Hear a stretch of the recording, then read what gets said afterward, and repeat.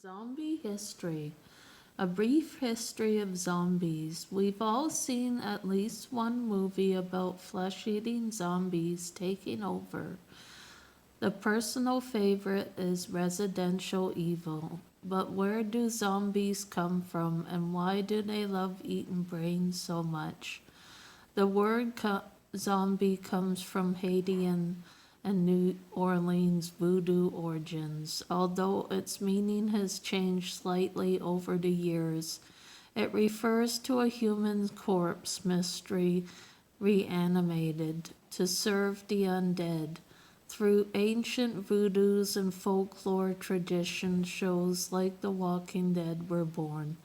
In movies, shows, and literature, zombies are often depicted as being created by an infectious virus which is passed on via bites and contact with bodily fluids. Harvest Harvard psychiatrist Stephen Schwarzman wrote fictional medical paper on zombies presented in Night of the Living Dead and refers to the condition as ataxic neurodegenerative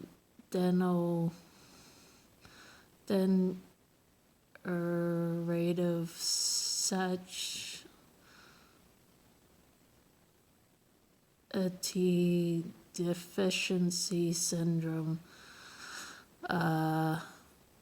virus called Solium. Other zombies original show and films include Radius from a destroyed NASA Venus, Night of the Living Dead, as well as mutation of existing conditions such as prions, mad cow disease,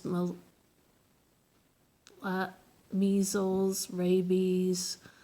The rise of zombies in pop culture has given credence to idea that a zombie apocalypse could happen. In such scenarios, zombies would take over an entire country, roaming city streets, eating anything living that's gone their way. To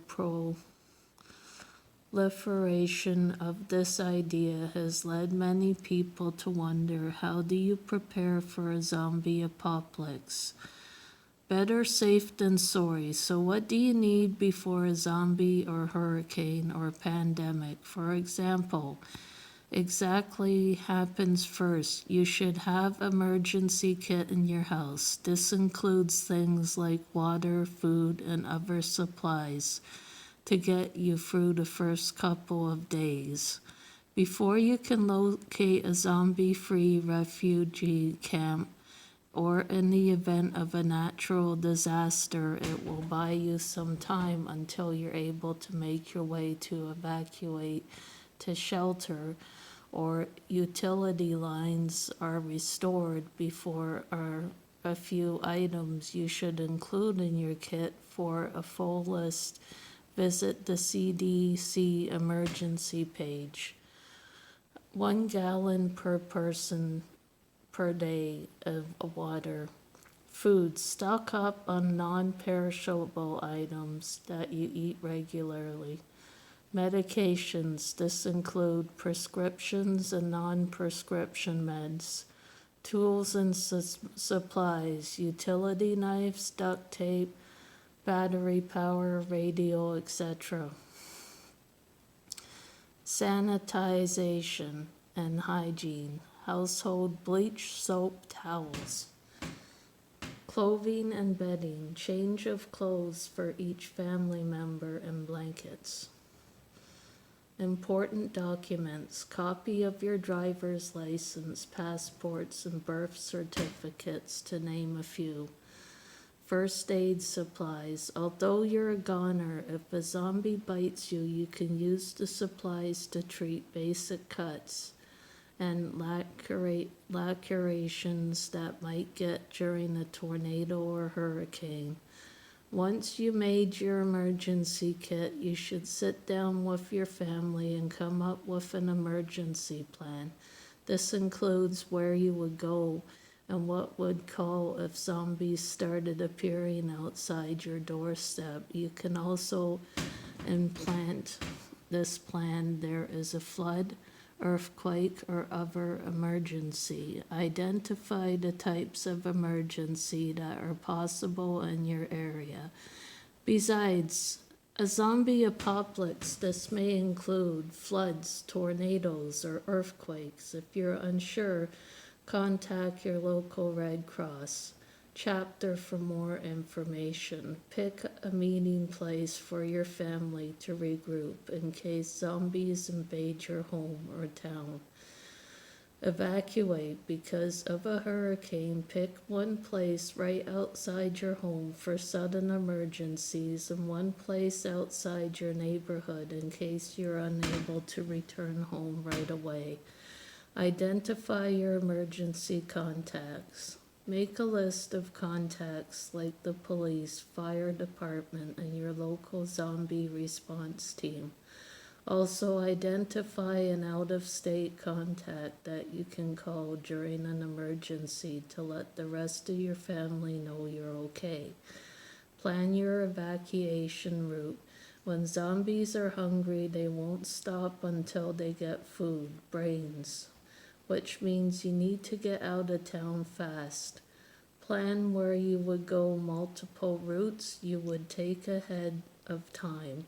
The flesh eaters don't have a chance. This is also helpful when national disaster strikes and you have to take shelter fast.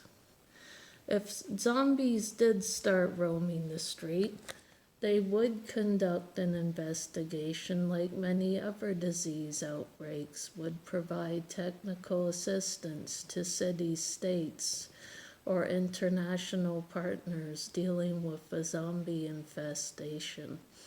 The assistance might include consultation, lab testing, and analysis, patients, management and care tracking, contact and infection control, isolation or quarantine.